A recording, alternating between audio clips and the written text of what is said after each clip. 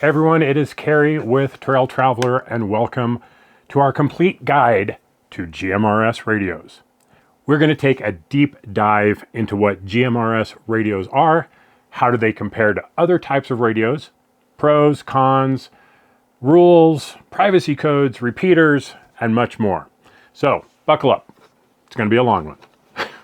Well, maybe not too long, but yeah, it's probably a long one, right? First off, I want to thank Retivus for sponsoring this video. Thanks to them, we have radios that we use, and I absolutely love their radios. The handheld, the mobile, this is a repeater, and we're going to talk about repeaters quite a bit in this video to explain what they are, how they work, and why you'd want to use them. But if you're looking for a radio, check out the links below for Retivus and give them at least a look for sponsoring this video. We appreciate their support, and hopefully you might appreciate their radios. So that said, we have the RA87 base unit, the A-Lens, which is one of their brands, HA1G, and the RT87, which is the repeater. So we'll get to those a bit later on as well. Now let's start with some basics. What is a GMRS radio? Well, GMRS stands for General Mobile Radio Service. It's a type of two-way radio service that's designed for short-range communication, meaning miles, a few miles, handful of miles, right? It's not designed to skip across the ionosphere and talk to people in other states or other countries. It's for local short-range communication. Think of it as a more powerful version of the walkie-talkies that we had when we were kids. The GMRS radios are popular because they're usually fairly inexpensive, with handheld units typically starting at around $35 and some getting up into the 200 plus range depending on some of the features that they have. Mobile units can be anywhere up to the $500 range. The A-Lens HA1G right here goes for $40, and the RT87 mobile unit, which can do 40 watts, is $239. So very affordable units are out there, especially the ones from Retivus. So what can a GMRS radio talk to? We get asked this a lot. Can they talk with CB? Can they talk with ham? Can they talk with MERS? Can they talk with other things? The short answer is no, but that's not a complete answer. GMRS radios can talk with other GMRS radios or family radio service, which is FRS. So GMRS radios can talk back and forth with FRS radios, and that's it. And that's because they share the same channels. So we'll talk about that a little later on as well. But they cannot communicate with any other type of radio platform. You can't talk to someone with a ham radio. You can't talk to someone with a CB radio or a MERS radio or any other type of radio. It's GMRS and FRS. That's it. GMRS is a licensed service. It requires you to get a license from the Federal Communications Commission, or the FCC, in the United States. There's no test to get the license. It's $35. Good for 10 years, and you get an assigned call sign, ABC 123, something like that. And all of the members of your family can use the same call sign. We'll get more into the weeds on that later on. For you nerds out there, it operates on UHF frequencies that are around 462 megahertz and 467 megahertz.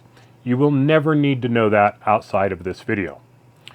Now, GMRS radios have more power than FRS radios, which is why FRS radios do not require a license or a call sign. So the additional power typically is going to get you longer range, right? So less power, less range. FRS is for family service. You know, when you're all together, you're around a campsite, you're hiking together, things like that, you know, the kids down the street, stuff like that is great for FRS. GMRS will get you more range because you can have higher power. GMRS radios have a wide range of uses. They're very popular for outdoor activities like camping, hiking, hunting, as well as for business. You can use them for business use. And personal communication. Now, we use the radios when we're on trails for vehicle-to-vehicle communication and vehicle-to-spotter communication. And if someone goes off on a hike when we're camping or something, they take a radio so that if something happens to them, they can contact us back at camp and we can deal with it. So that's the scenario that we use the radios for. Now, GMRS radios can be used with repeaters to extend the range and improve signal quality. We will discuss repeaters later on. Now, what are some of the differences, again, between FRS and GMRS besides the power output? And we are going to get into some detail on the power in a little bit. I did say that they're compatible and that they use the same channels, the same 22 channels, but there are going to be some differences that we're going to look at. So first, why would you want to get GMRS and have to go through paying the fee, the $35, getting the license, using a call sign, when you can just buy an FRS radio and not have to? Well, there's a few differences that hopefully will make that clear. So between the two radio types, again, FRS and GMRS, FRS radios are only going to be smaller handheld units because their power output is so limited. You're not going to see a mobile FRS radio. You're not going to see a base station FRS radio. There's just no point because they put out so little power. FRS sharing the same channels, but GMRS radios have an additional 8 channels, which are basically subsets of the original 22 channels, that are used to connect to repeaters. The difference being the broadcast and receive frequencies are slightly offset. So you're broadcasting on a standard channel, but you're receiving slightly off channel. And that is for the use of repeaters. And we'll discuss why as we get into the repeater section. FRS radios cannot do those offsets, therefore they cannot use repeaters. Now, even though they share the same channels, again, they have different power outlet limits, and it's based on the channel that you're on, which is really confusing and makes no sense. But here we go. For channels 1 through 7, FRS is limited to 2 watts. GMRS is limited to 5 watts. For channels 8 through 14, both GMRS and FRS are limited to a 0.5 watt. So basically, you would never want to use channels 8 through 14 because they have very, very limited power.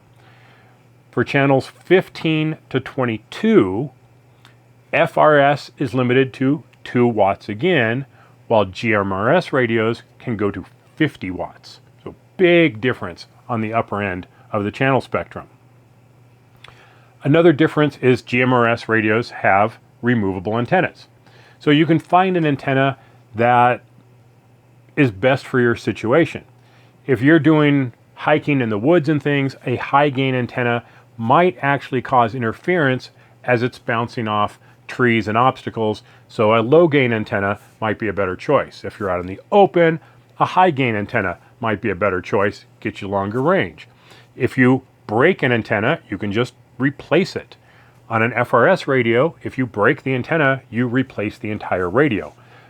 However, FRS radios, I mean, I've seen them at Home Depot, a 2-pack for $25. So it's really not that big of a deal if you break one. Let's talk about rules. Everybody likes rules. Rules are what make a civilization function. GMRS, like I said, is a licensed two-way radio service, primarily used for short distance personal communication. This is how the FCC defines it. To legally operate a GMRS radio, you have to adhere to the following rules. Here we go. You have to be licensed. Again, I mention this because it is a major requirement and people argue about it all the time. You must have a valid GMRS license issued by the FCC. To me, this is a silly one, but if you want to be legal, you need to have it. Now, the license covers you and your family. Okay, what does that mean? It is very broad. It is your brothers, your sisters, your parents, your children, your aunts, your uncles, your grandparents, your grandchildren, and probably more than that. I've yet to see a complete definition, but it's pretty broad in defining what the family is. So everybody in your family who has a radio does not need their own call sign. You need one that covers pretty much your whole family. You must use your assigned GMRS call sign when transmitting. It identifies who you are and prevents interference. So they say. Don't know what the interference would be, but it's what they say, right? So a common question is, how do we share a call sign when everyone in the family is using the same one? So my recommendation is use an identifier at the end of it. So like ABC123 Bob, ABC123 Timmy, ABC123 Home Base, ABC123 Mobile, something like that. Using an identifier is completely optional, but because I get asked how to deal with that situation, there's my answer. So there are operating restrictions. You cannot exceed the maximum allowable power output for the channel that you're operating on. Now, unlike ham radio, where you can have some really powerful radios, like 1500 watts, you cannot use amplifiers, boosters, or anything that amplifies the power output. That is a big no-no. You can only transmit on the designated GMRS frequencies or channels, 1 through 22, and those repeater channels. You don't tune in a frequency. We don't go to 462.600. We go to channel 16, right? So we don't have to worry about the frequencies. We never are going to use those, so it's not really relevant for anything. All you need to know are the channel numbers. There are content restrictions you must adhere to. You cannot transmit content that is obscene or indecent, defamatory or harassing, illegal or that promotes illegal activities, false or misleading information, or a broadcast that is intended to interfere with someone else's communications. That last one basically means you can't just key down and try and prevent other people from broadcasting. That would be a big no-no.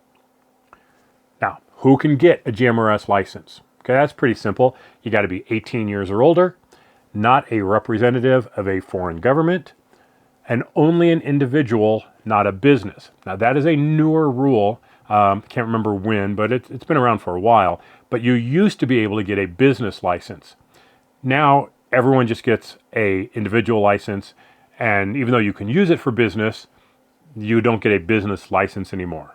And again, there's no test. Unlike ham radio, where you have to pass a fairly difficult test, it took me quite a bit of time to study for it. There's no test for GMRS, $35, good for 10 years. Now, how do you go about getting your license? Well, this could be its own video in and of itself, but it's really, there's two parts to it. You log into one website and get your FRN number, which is free.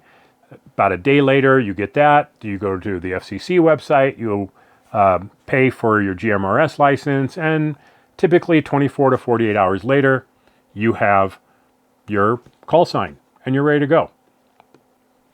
Let's talk about how to choose a radio. I think there are some important considerations here when picking out a radio that you want.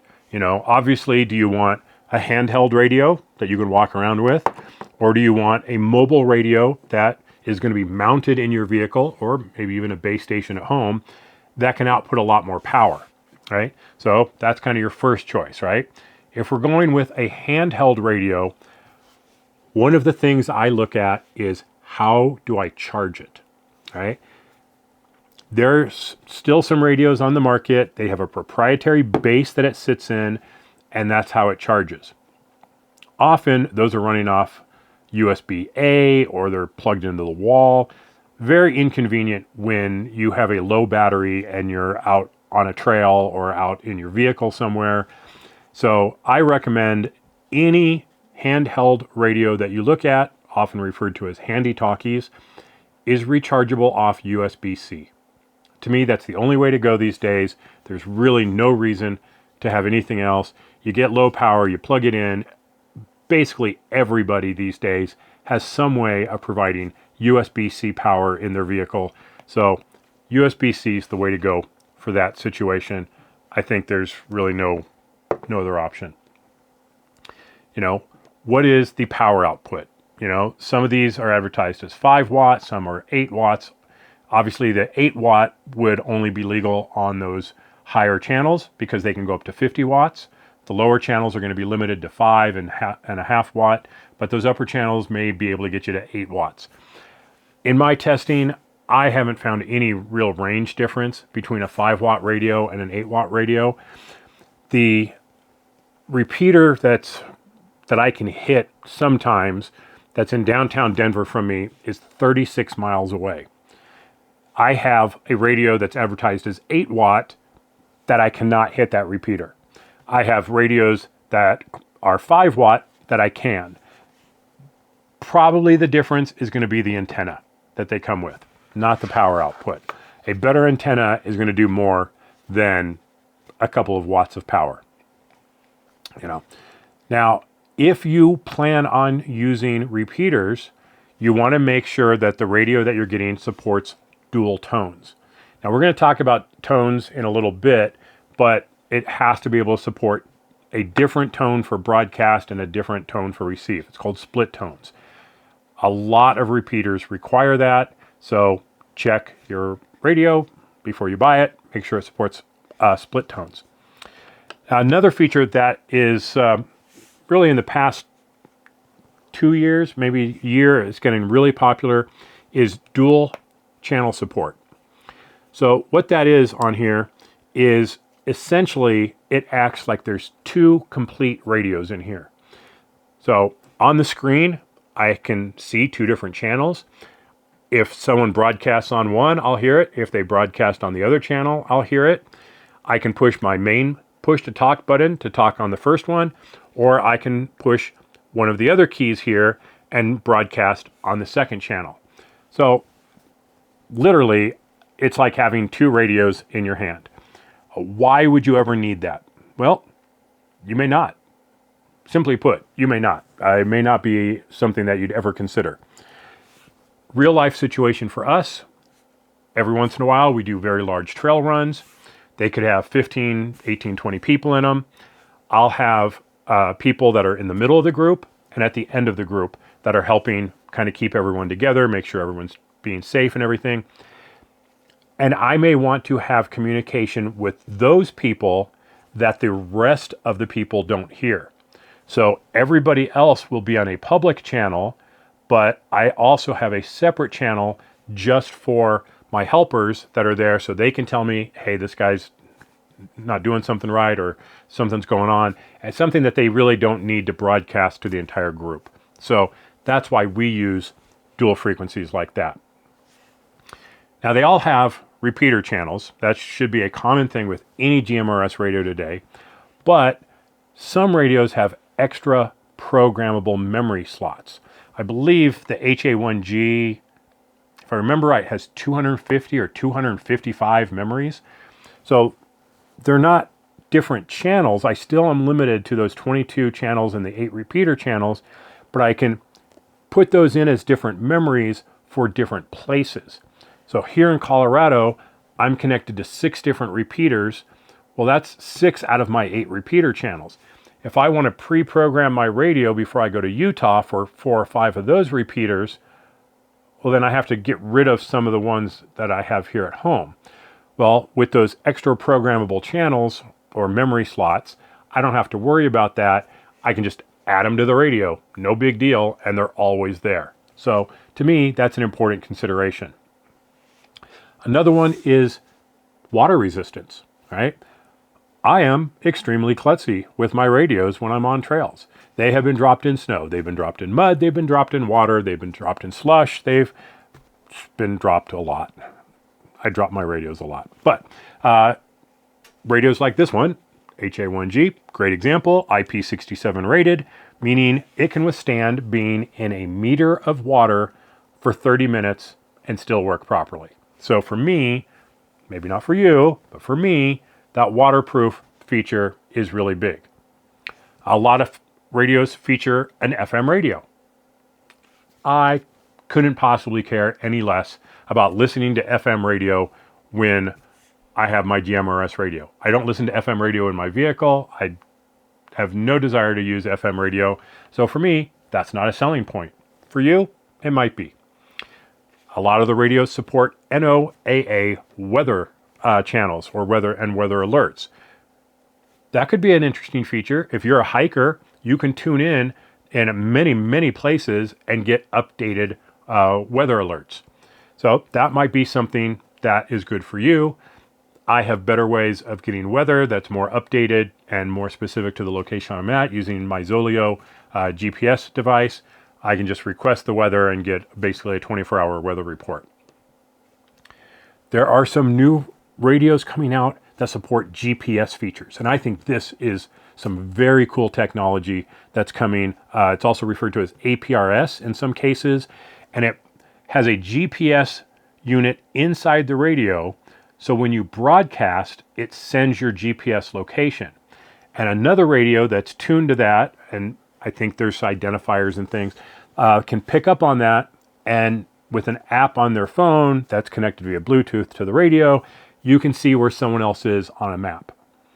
Now that doesn't necessarily sound that interesting right off the top, but what if a company like Trails Off-Road could integrate that into their app, and I can add my friends to it that are there on the trail with us or that are trying to meet up on the trail with us. Well, as soon as they're within radio contact, I can see that they're on the correct road. Or if we're going down a trail and we lose sight of each other, I can see if they've made a wrong turn somewhere. So for me, I think as that matures and comes out more, the GPS features are going to be very, very cool. So let's talk about how to use your radio properly. There is some etiquette and some rules that you have to adhere to operate a GMRS radio. You must identify yourself with your FCC assigned call sign. Quote, at the end of a transmission or a series of transmissions, and at the least once every 15 minutes for a series lasting more than 15 minutes. What does that mean? So basically, it means when I'm getting ready to use the radio, I'm going to announce my call sign. Every 15 minutes, I'm going to announce my call sign.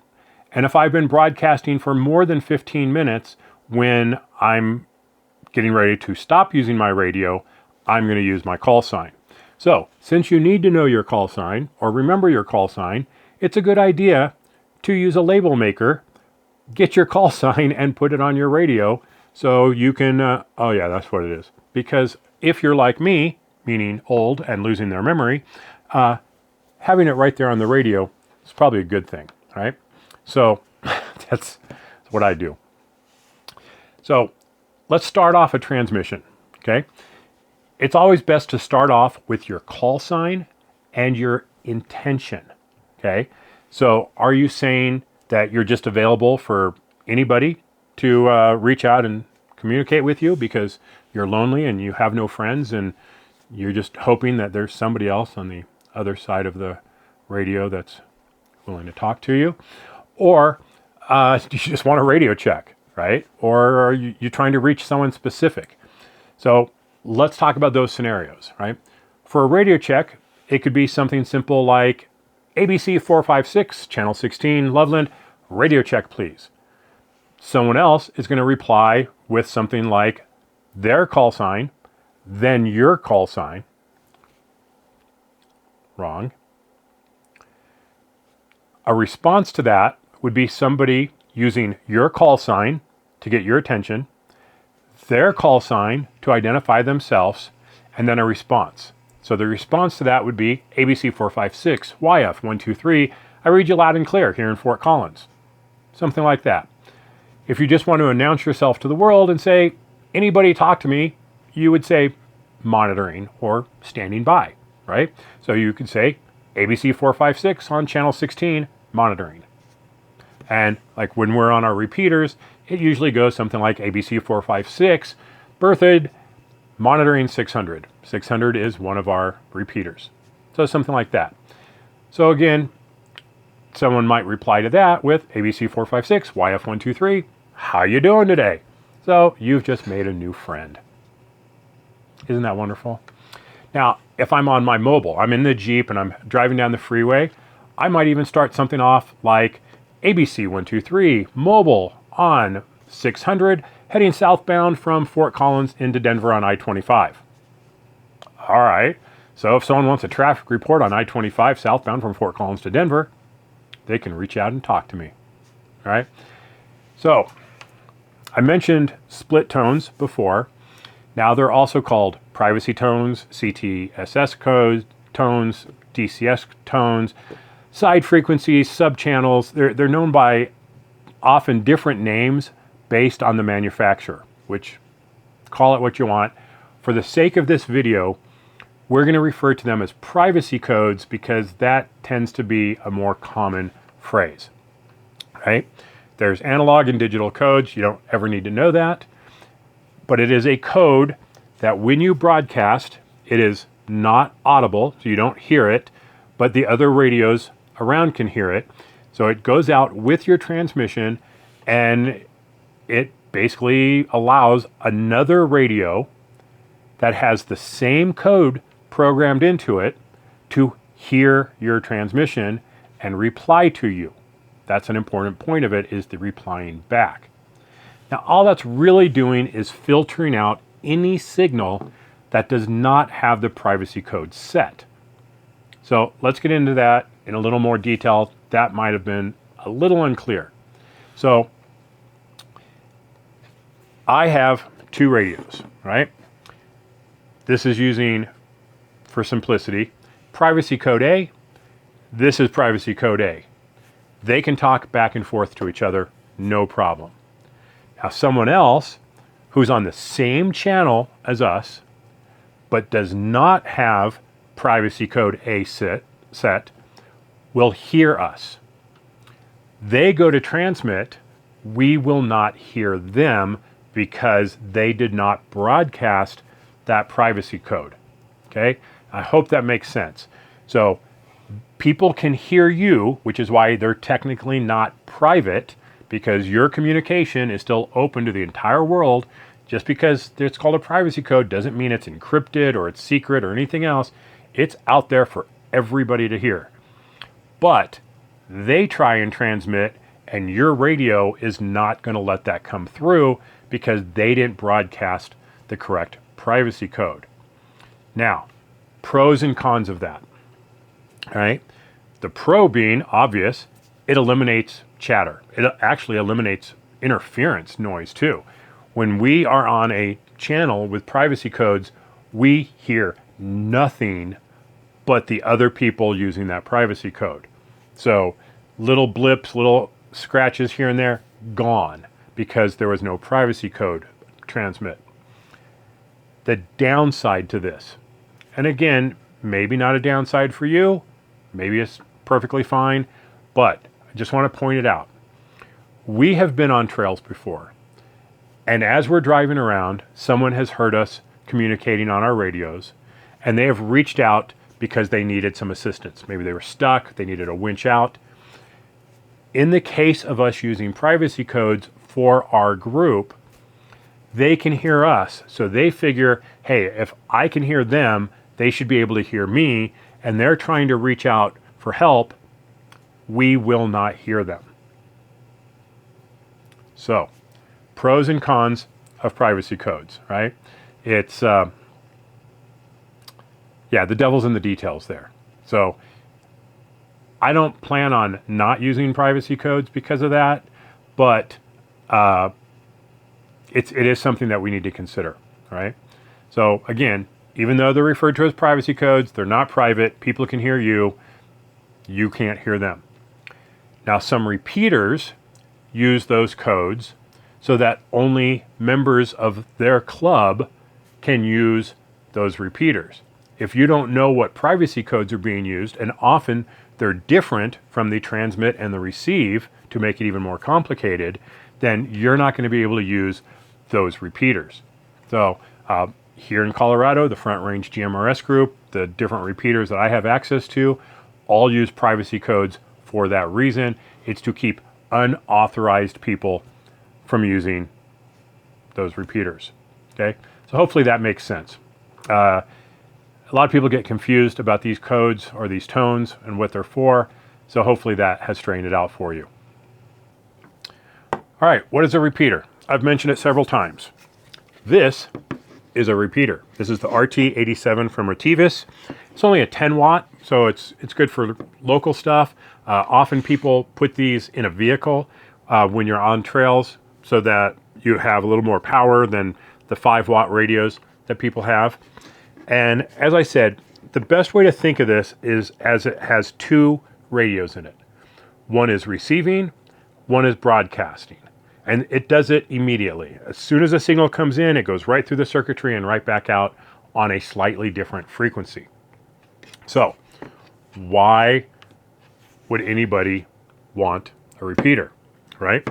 Well, like I said, it can help extend the range. I mentioned that I can hit some of the repeaters here in Colorado, and the farthest one is about 36 miles away towards Denver. Another one is to my northwest by about 21 miles. But let's be completely honest here, the vast majority of GMRS users will never use a repeater. I mean, that's just the way it goes, right? Why would you use one? If you're just using it for your family, you're on trails, vehicle to vehicle, there's no need for a repeater. If you want to get into the hobby of GMRS, then repeaters can be kind of fun. You meet new friends, you can broadcast long distances.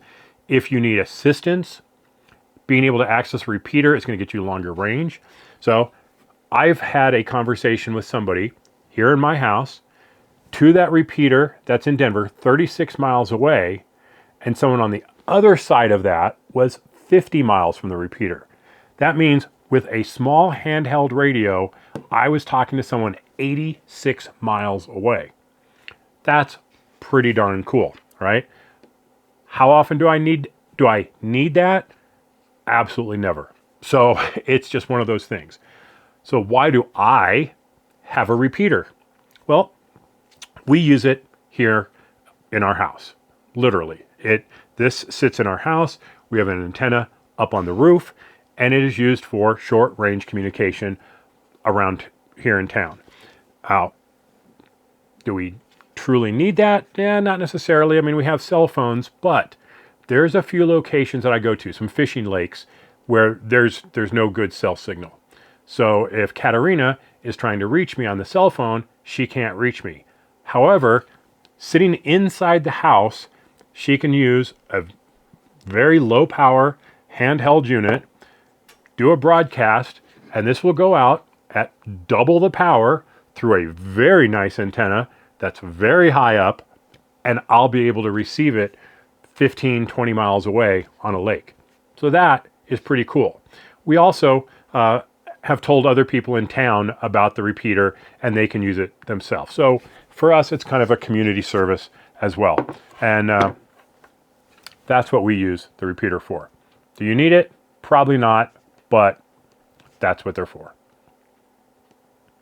To mention, if you're interested in getting a repeater, something like this one is $399. It's the RT97 repeater from Retivis. Just thought I'd mention that. Now, since we're still on the topic of repeaters, there is a difference between ham radio and GMRS repeaters in that ham radio repeaters are allowed to be networked together over the internet. So I, here in Colorado, can access a repeater that's linked, and it can access a repeater that is in New York and broadcast, giving me essentially a nationwide footprint from my ham radio transmission. Now, there used to be GMRS repeater networks, but very recently the FCC has clarified their ruling on it and said you cannot do that. You cannot link repeaters for GMRS. So all those have been shut down. You only have local repeater access today. So just one of those differences, right? Now, I did mention that GMRS radios come with those repeater channels, right? However, those configurations may not be correct for the repeaters that you're able to connect to.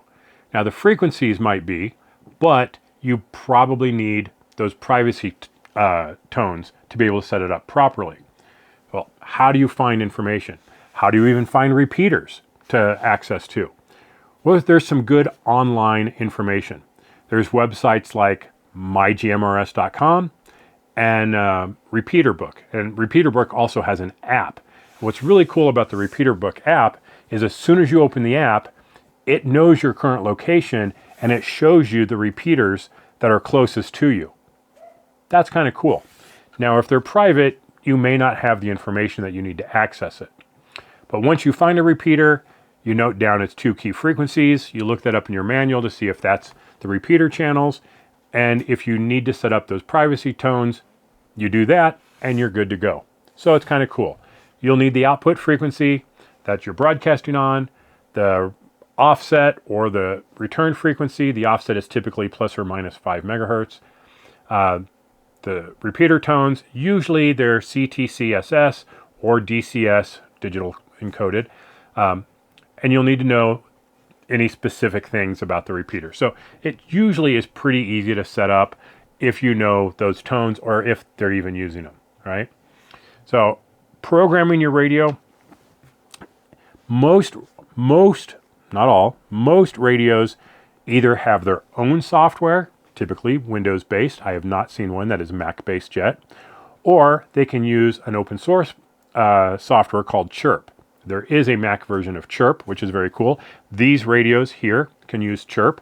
So I can just pull up my Mac, open Chirp, download the information from the radio, make the changes, and then upload it back. Now, the cool thing about that is you can save that information. You can have a backup of your radio. You can share that information with someone else.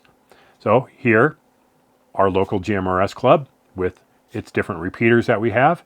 I can go on to their website. I can find the HA1G radio, download the code snippet for that, use Chirp, import it, boom. All my repeaters are set up in just a matter of seconds. Very cool. So programmability is pretty cool. Some of them, I'm not going to mention any names. I don't want to bag on anybody right now, but there are some radios that do not have software form. So all that programming you have to do from the keypad. Usually it's not too bad, but it can be a pain in the butt in some situations. Now let's talk about some advanced programming. A lot of radios support advanced programming, which is kind of cool. Some of the things that you can do besides setting those frequencies, setting up memories that there are, setting up repeaters, there's other things that you can do with certain radios. So with this one, HA1G, I can turn on those NOA weather channels. So pretty cool. And I can even set a programmable key here to just switch directly over to those channels. So a couple options for using custom programming, right? That's kind of interesting. If you don't know what NOAA is, it's the National Oceanic and Atmospheric Administration. And they have transmitters all over the country that are broadcasting local weather information. Customizing channel labels, that is really handy. So I mentioned that we use a channel with privacy codes when we're on trails. And so I have a trail channel right here. For my 600 repeater, it says 600. For the Buckeye one, it says Buckeye. So I can visually see what I'm doing on the radio. I don't have to know that repeat RPT08 is a particular repeater. I can actually put in the name. Few radios out there don't have that ability, and you're just stuck with either memories or the 8 repeater channels, and that's really it. So I like the ability to change the channel names. The HA1G, in fact, you can change the name from the radio. You don't have to use the software. It's a little clunky, but you can actually do it. So other things, you can change power output if you want to adjust it for some reason, the squelch levels, the offsets, things like that. Some radios allow you to create scan lists. So maybe I only want to, when I hit scan on here, maybe I only want to scan my repeaters. I don't want to scan every channel, or maybe I only want to scan the higher channels because they're more power. So some radios, again, not all, but some, you can create scan lists, which is pretty cool. Again, the ability to back up and restore your configuration. If you have this, multiples of the same radio, set one radio up, save it, and then just blast it, boom, boom, boom, boom, boom, out to other radios. Or if your friend buys the same radio, you can just send them the configuration file. So that's pretty cool. Whew, that was a lot of information.